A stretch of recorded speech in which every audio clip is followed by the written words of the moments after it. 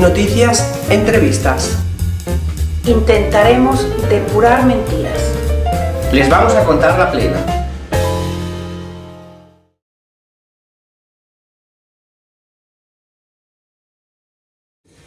Quiero agradecerles a todos ustedes. Para mí es un placer, un honor estar con ustedes para hablar de un tema tan importante, tan serio, tan dramático hoy en día, lastimosamente.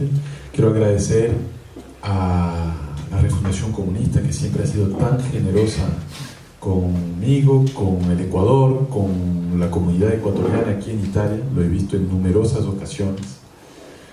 Y a todos ustedes, a la mesa directiva, señor secretario nacional, señor vicepresidente, un honor para mí. Seguramente tendremos la oportunidad de conversar después de un momento. Voy a hablar de Julian Assange. Me parece que, digamos, puedo aportar con alguna información sobre el caso Assange, que conozco bien. Conocí a Julian muy bien, conocí el caso jurídico bastante bien, porque nos tocó en Ecuador, dar esa pelea. Y es un caso muy complejo. No voy a entrar en demasiados detalles porque no quiero aburrirles, pero hay novedades, hay nuevos desarrollos y hay nuevos peligros que quisiera compartir con ustedes el día de hoy, en primer lugar. Y en segundo lugar, luego hacer unas pocas reflexiones sobre el tema del día, el significado de la libertad de expresión, del periodismo, de lo que significa Wikileaks y Julian Assange hoy en día para todos nosotros. Julian Assange llegó a la embajada ecuatoriana en Londres el 19 de junio del 2012. Golpeó la puerta, hay alguien allí, él la abrió, alguien, el diplomático ecuatoriano, y dijo: solicito formalmente ser asilado en el Ecuador, ¿no? El embajador en este momento llamó a Quito: tengo al señor Assange en la puerta que pide asilo. El gobierno ecuatoriano se demoró 2 meses, hasta agosto del año 2012, para tomar la decisión. No fue una decisión fácil, fue una decisión compleja, de si darle o no darle el asilo al señor Assange. Finalmente el presidente Correa decidió en agosto del 2012, insisto, otorgarle el asilo basado en lo que manda el derecho internacional de asilo, ¿no? ¿Y qué es lo que manda el derecho internacional de asilo? Que es muy desarrollado, hay varios instrumentos, varios tratados internacionales que lo norman.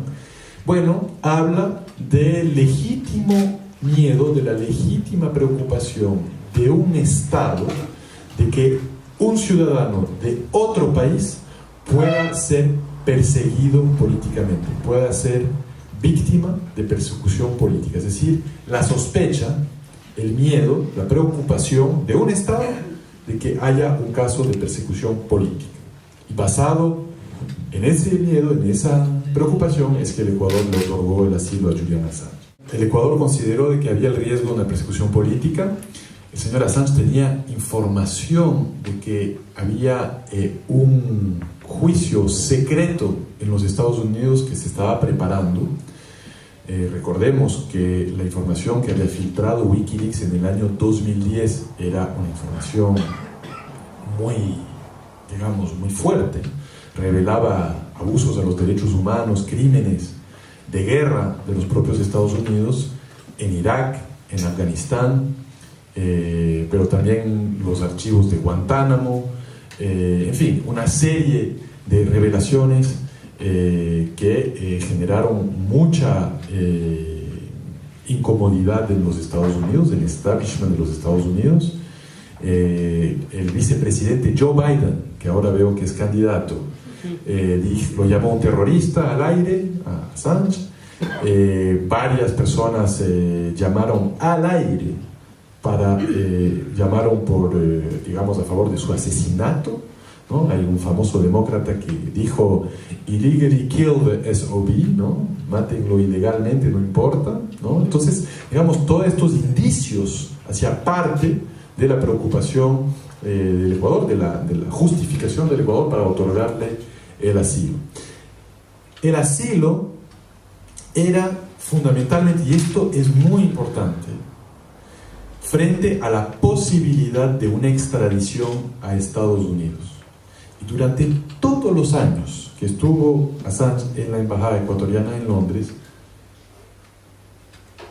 la solicitud del Ecuador siempre fue garantías por parte, lo vamos a ver, por parte de Suecia y por parte del Reino Unido, de no extradición a Estados Unidos, ¿no? Toda la argumentación del Ecuador era una no extradición a los Estados Unidos. Esto es importante porque cuando el Ecuador enfrentó el problema en Suecia, ustedes saben que surgieron acusaciones en contra del señor Assange en Suecia. El Ecuador no quería ser un obstáculo, esto es muy importante, no quería ser un obstáculo a la justicia sueca. Había estas acusaciones por parte de dos mujeres, nos llamó la atención porque obviamente hubo la sospecha en algún momento, que era también la visión del equipo de Assange, de que estas acusaciones dividían la base de apoyo de Assange al movilizar, y creo que con justa razón en estos tiempos, al feminismo, y al tejer una suerte de duda sobre la honra, sobre la ética, sobre el mismo personaje de Assange. Pero nosotros no podíamos hacer este juicio de valor como Ecuador, no podíamos, no éramos una instancia judicial para hacer ese juicio de valor. Entonces le dijimos a la procuradora sueca en reiteradas ocasiones que estábamos dispuestos a entregar a Assange a Suecia. De hecho, el propio Assange nos dijo que él estaba dispuesto a entregarse a la justicia sueca, siempre y cuando haya una garantía de no extradición a un tercer país por parte de Suecia. El Ecuador hizo este ofrecimiento en público, en privado, oralmente, por escrito, en varias ocasiones a Suecia.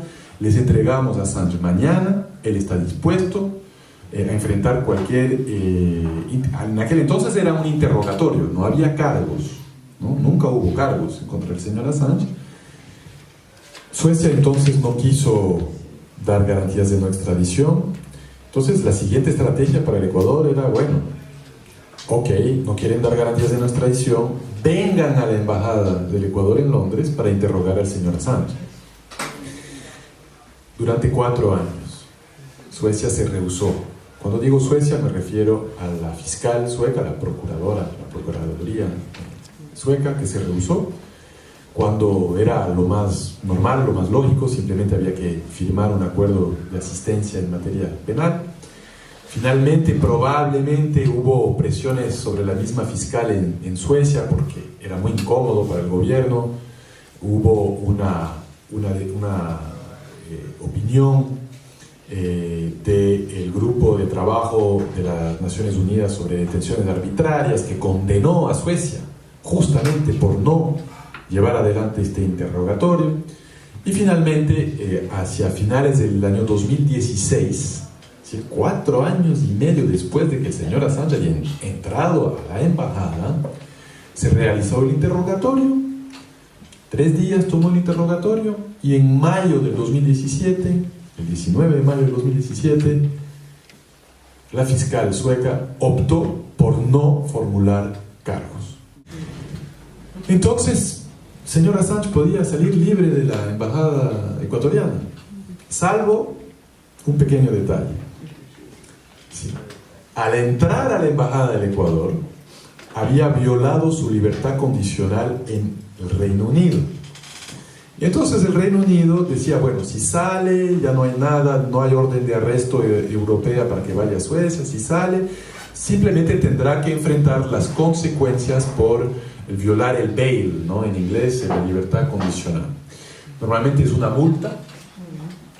En el peor de los casos, unas semanas de cárcel, que para Assange, después de vivir en ese espacio terrible que era la embajada ecuatoriana, sin acceso a espacios exteriores, sin luz natural, una cárcel de Londres durante varias semanas era un castigo bastante menor, y él estaba dispuesto, por supuesto.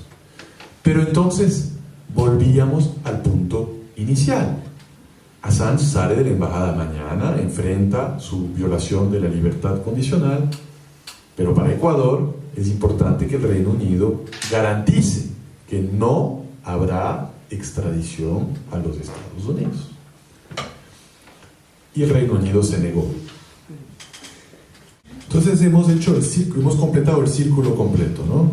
Empezamos pidiendo no extradición a los suecos, terminamos pidiendo no extradición al Reino Unido y estamos otra vez en el tema de la no extradición y vemos ahora con los últimos acontecimientos que Assange tenía razón, había un proceso que se había iniciado en el estado de Virginia, él siempre dijo en el estado de Virginia, ¿no?, en contra de él, ahora este proceso es público y hay un pedido formal de extradición por parte de los Estados Unidos al Reino Unido.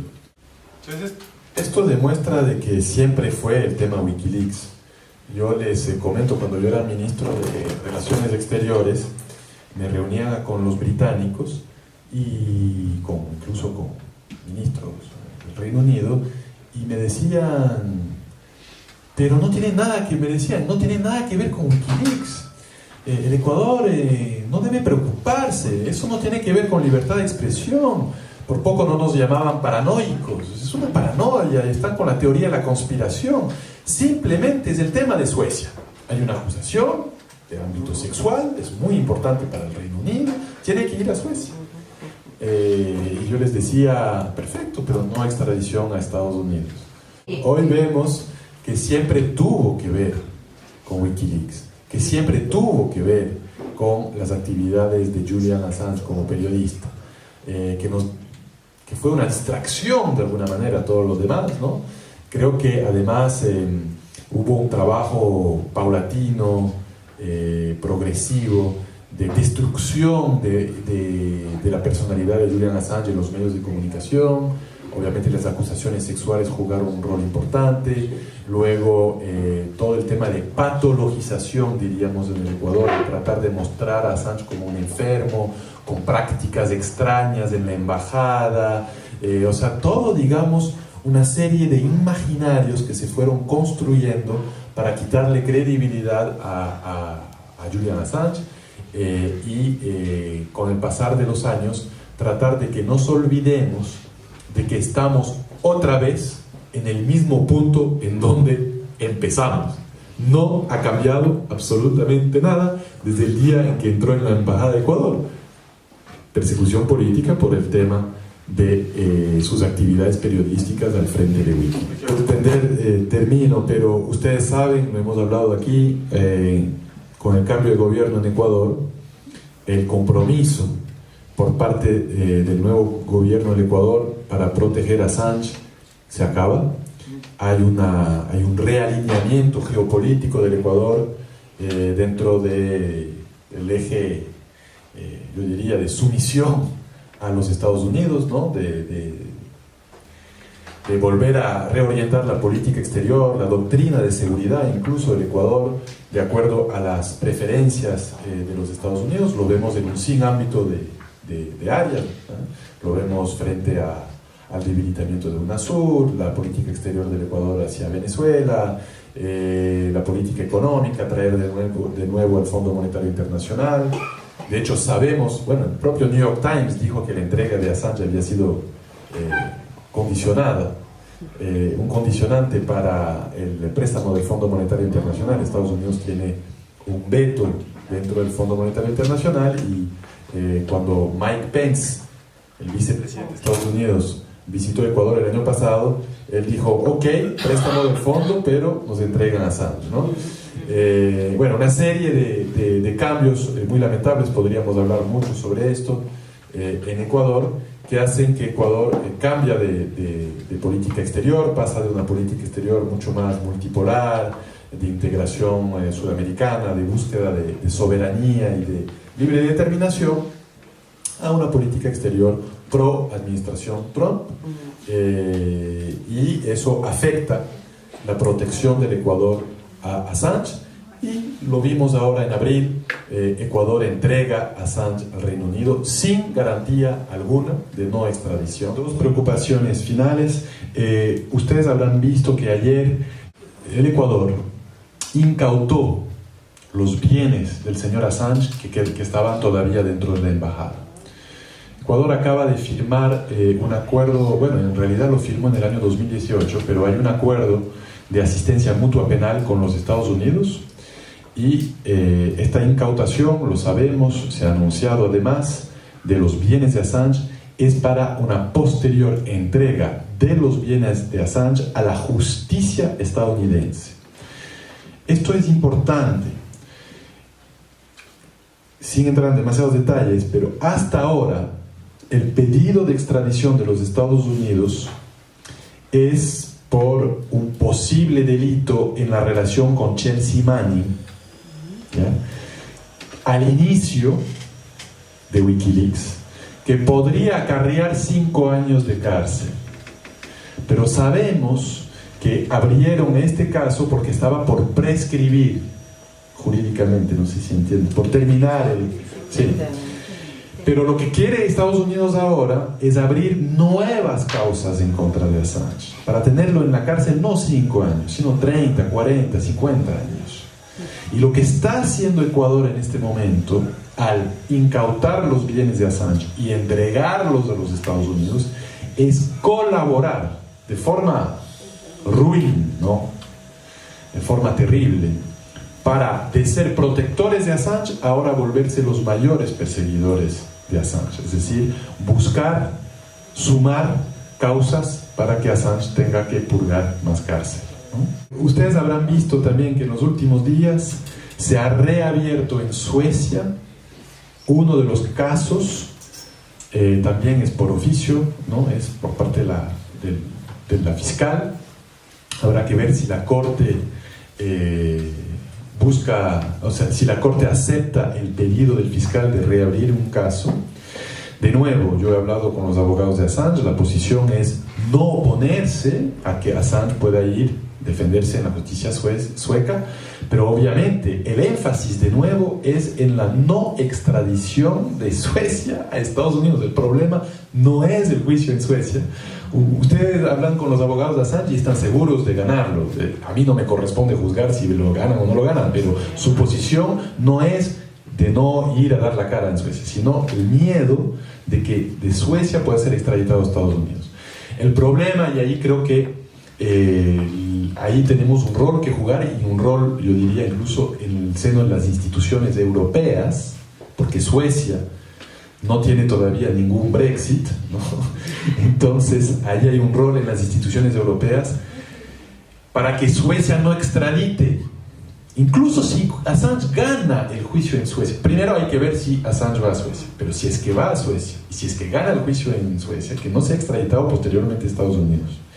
Y ahí hay una preocupación muy fuerte por parte de los abogados de Assange, porque ellos dicen que Suecia tiene un proceso expedito de extradición a Estados Unidos, incluso mucho más expedito que el Reino Unido, y que ha sido incluso condenado este proceso expedito de extradición a los Estados Unidos en varias ocasiones, tengo entendido, en la Corte Europea de los Derechos Humanos. Entonces creo que hay un rol político que se puede jugar en el seno, en todos los países miembros de la Unión Europea y también en Bruselas, para seguir luchando a nivel europeo en contra de una extradición a Estados Unidos por parte del señor Assange. Quiero pedirles disculpas por haberme extendido tanto, pero creo que es un caso muy complejo y tratar de explicarlo así puede ayudarlos a tener algunas luces. Iba a hacer unas reflexiones sobre el periodismo, pero creo que las podremos hacer en otro momento, quizás en las preguntas o por parte de algún otro colega. Creo que son evidentes además las connotaciones de este caso, y pensar que quienes ejecutaron a sangre fría a aquellos periodistas de Reuters, está filmado, ¿no? Eso lo filtró Assange, en Irak, no les pasa absolutamente nada, están libres, no enfrentan ningún peligro de extradición, mientras que quienes denunciaron esto son los perseguidos hoy. Creo que nos habla mucho del mundo en el que vivimos y de qué es lo que debemos entender por periodismo y por libertad de expresión. Muchas gracias.